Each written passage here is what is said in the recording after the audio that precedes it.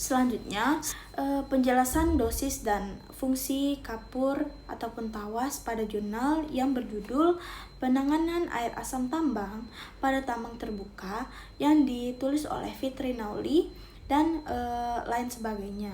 Di mana jurnal ini yang diterbitkan oleh Journal Environment Science, yang dimana analisis dosis yang tepat dalam pemberian tawas dan kapur untuk sekali perlakuan pada settling pond sangat penting untuk mencapai hasil optimal dalam pengolahan air asam tambang ataupun kita singkat AAT.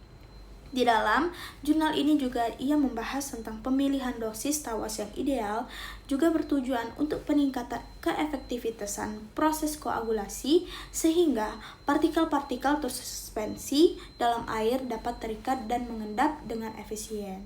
Lalu pada jurnal ini juga ia membahas tentang dosis tawas yang terlalu rendah akan mengurangi efektivitas pengendapan, dan sedangkan dosis yang terlalu tinggi dapat menimbulkan efek samping seperti peningkatan kekeruhan atau residu tawas yang tidak terlarut. Dan oleh karena itu dosis tawas ini harus sesuai dengan standar.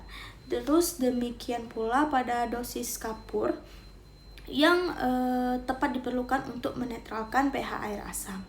Kapur juga dapat berfungsi sebagai agen peningkatan pH yang dapat menaikkan pH air asam tambang dari kondisi asam ke kondisi netral, atau juga mendekati batas yang sesuai dengan standar kualitas lingkungan oleh Keputusan Menteri nomor 113 tadi.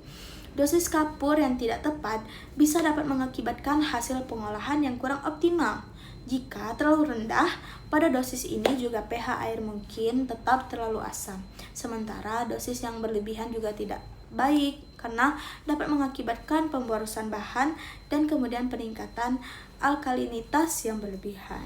Nah, teman-teman kan tadi udah denger nih saya jelasin tentang dosis-dosis dari kapur dan tawas yang bisa kita gunakan dalam proses pengolahan air limbah ini. Selanjutnya, pada video ini juga saya menjelaskan bagaimana sih proses ataupun step by step ataupun langkah-langkah yang dapat digunakan untuk pengolahan air limbah ini menggunakan tawas. Nah, pada gambar yang di samping saya ini merupakan suatu langkah-langkah yang digunakan untuk pengolahan air asam tambang dengan menggunakan suatu bahan yaitu tawas. Dimana pada gambar pertama yaitu dengan pengambilan AAT tentunya, yaitu pengambilan AAT atau air asam tambang ini kita ambil pada lokasi penambangan yang dikumpul di dalam suatu kolam ataupun tangki sebagai wadah penampungnya ataupun media penampungnya. AAT pada kondisi gambar pertama ini ia memiliki tahapan ataupun memiliki karakteristik serta kualitas air yang sangat buruk dengan pH yang rendah ataupun asam dan kandungan TSS yang tinggi serta konsentrasi logam berat yang sangat tinggi. Selanjutnya pada gambar yang kedua, ini merupakan tahapan penambahan tawas nih yang ditambahkan ke dalam air asam tambang dalam dosis yang telah ditentukan juga.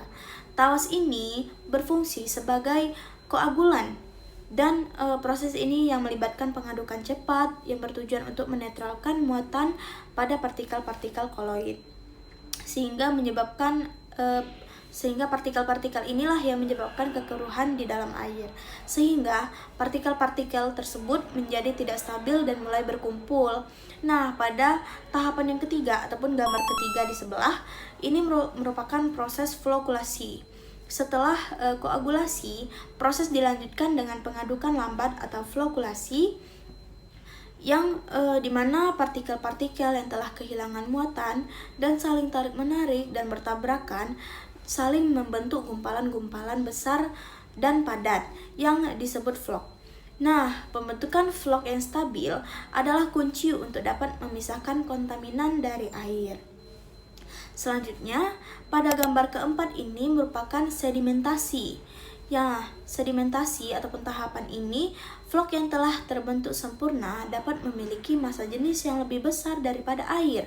Oleh karena itu, dapat dihentikan pengadukan dan flock yang akan mengendap secara perlahan ke dasar kolam ataupun sedimentasi. dikarenakan adanya suatu gaya, yaitu gaya gravitasi. Tahapan ini secara efektif dapat memisahkan padatan ataupun total suspend solid dari air. Selanjutnya pada gambar kelima, ini merupakan air pengolahan dan slug atau treat water and slug. Pada tahapan ini, air dan lumpur telah terpisah nih. Air olahan yang jernih, air jernih ini di bagian permukaan atau supernatan yang dapat dipisahkan, di mana total suspend solid dan kekeruhan sudah turun sangat drastis. Air ini juga siap untuk dilepaskan ke badan air ataupun diolah lebih lanjut. Contohnya untuk penyesuaian pH ataupun penghilangan sisa logam berat. Pada lumpur ataupun slug, lumpur yang mengendap di dasar kolam dipompa dikeluar untuk penanganan lebih lanjut. Nah, dikarenakan tadi kan adanya sedimentasi. Nah, itu tuh menyebabkan dia menjadi lumpur, sehingga kita dapat memompanya untuk penanganan lebih lanjut. Misalnya dengan dikeringkan atau ditimbun secara aman. Dikarenakan lumpur atau slug ini dia mengandung suatu konsentrasi tinggi polutan yang terkait oleh tawas tersebut. Baiklah teman-teman, segitu saja penjelasan saya mengenai pengolahan air limbah menggunakan tawas. Nah, semoga teman-teman bisa memahami dan dapat mempelajari dari apa yang saya jelaskan tadi. Segitu saja penjelasan dari saya, lebih dan kurangnya saya mohon maaf.